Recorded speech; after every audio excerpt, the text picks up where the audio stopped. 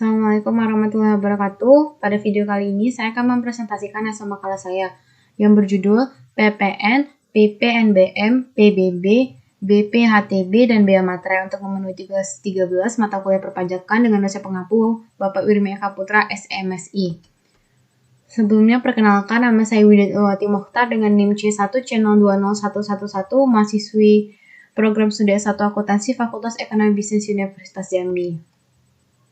Yang pertama itu ada PPN, pengertian dan tarifnya. PPN ini adalah pungutan yang dikenakan dalam setiap proses produksi maupun distribusi. Itulah alasannya kita sering menemukan PPN dalam transaksi sehari-hari. Sebab dalam PPN pihak yang menanggung beban pajak itu adalah konsumen akhir atau pembeli. Ada beberapa barang dan jasa yang tidak termasuk ke dalam pungutan PPN. Salah satu contohnya itu adalah barang hasil pertambangan atau hasil pengeboran yang diambil langsung dari sumbernya dan jasa di bidang pelayanan sosial. Penentuan besaran tarif PPN ini diatur dalam Undang-Undang Nomor 42 Tahun 2009 tentang pajak pertambahan nilai barang dan jasa dan pajak penjualan atas barang mewah. Berikut ini adalah tarif dari PPN. Ada tarif PPN 0% yang berlaku untuk barang ekspor, barang kena pajak berwujud, barang kena pajak tidak berwujud, dan ekspor jasa kena pajak. Lalu ada tarif PPN 10% yang berlaku untuk semua produk yang berada di dalam negeri, termasuk di daerah zona ekonomi eksklusif dan landasan kontinen yang di dalamnya berlaku undang-undang yang mengatur tentang kepabeanan. Lalu ada tarif PPN atas barang mewah itu ditetapkan paling rendah 10% dan tarif paling tinggi itu adalah 200%. Khusus untuk barang dan jasa yang dikenakan tarif 10% itu besarannya itu masih dapat diubah menjadi paling rendah 5% dan paling tinggi 20%, mengikuti peraturan pemerintah yang berlaku pada saat itu. Lalu yang kedua itu ada PPNBM.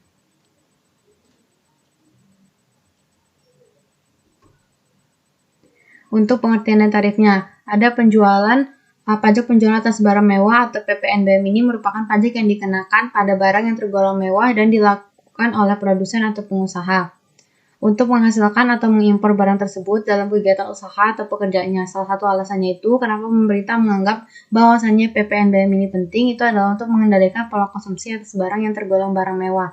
Barang-barang yang tergolong mewah ini harus dikenai PPNBM. Ialah barang yang bukan kebutuhan pokok, hanya bisa dikonsumsi masyarakat tertentu, hanya dikonsumsi oleh masyarakat berpenghasilan tinggi, dan yang dikonsumsi hanya untuk menunjukkan status atau kelas sosial.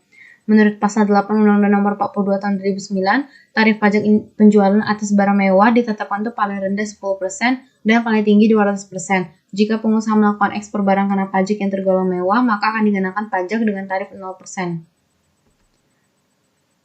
Lalu ketiga ada PBB.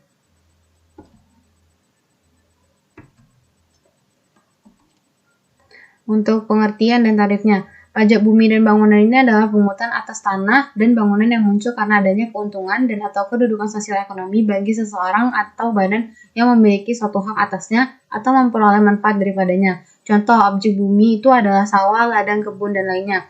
Contoh objek bangunan itu adalah rumah tinggal, bangunan usaha, gedung bertingkat, dan lainnya. Subjek pajak itu adalah orang pribadi atau badan yang mempunyai hak atas bumi dan memperoleh manfaat atas bumi, memiliki bangunan, menguasai dan memperoleh manfaat atas bangunan tersebut.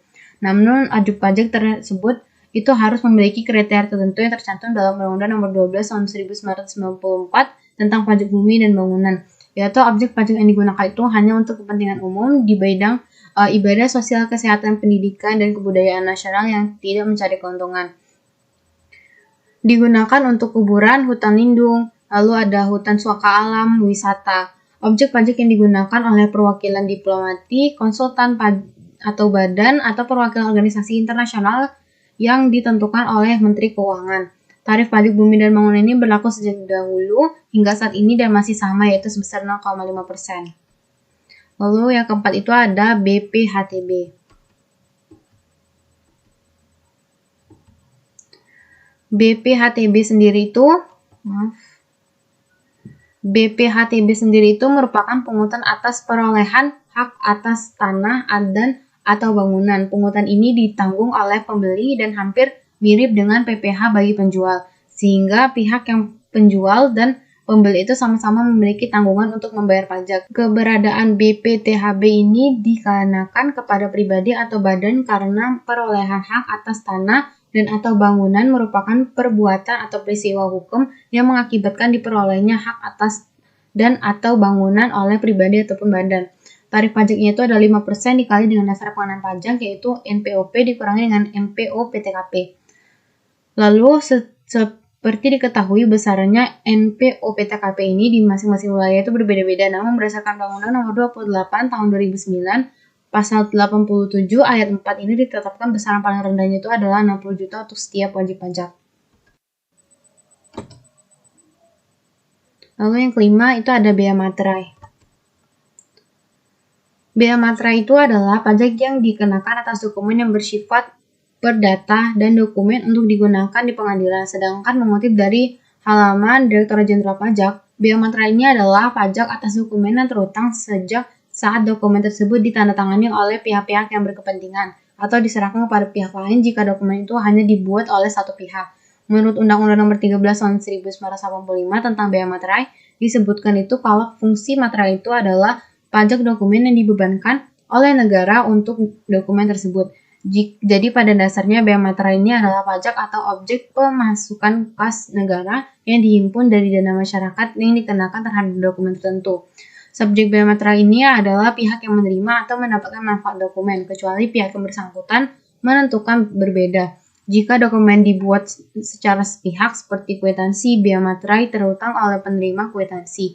Jika dokumen dibuat oleh dua pihak atau lebih seperti surat perjanjian, masing-masing pihak terutang bea materai. Dokumen yang dikenakan materai itu adalah surat perjanjian, akta notaris, surat yang memuat sejumlah uang, dan surat berharga. Sekedar mengingatkan, tarif tunggal bea materai ini adalah sekarang ini 10.000 sudah berlaku sejak 1 Januari 2021. Sementara ini untuk materai 3.000 dan materai 6.000 itu masih berlaku, tapi selama masa transisi hingga 31 Desember 2021. Sekian presentasi dari saya. Jika ada yang ingin ditanyakan, saya persilakan. Lebih dan kurang saya mohon maaf. Saya Riding. Wassalamualaikum warahmatullahi wabarakatuh.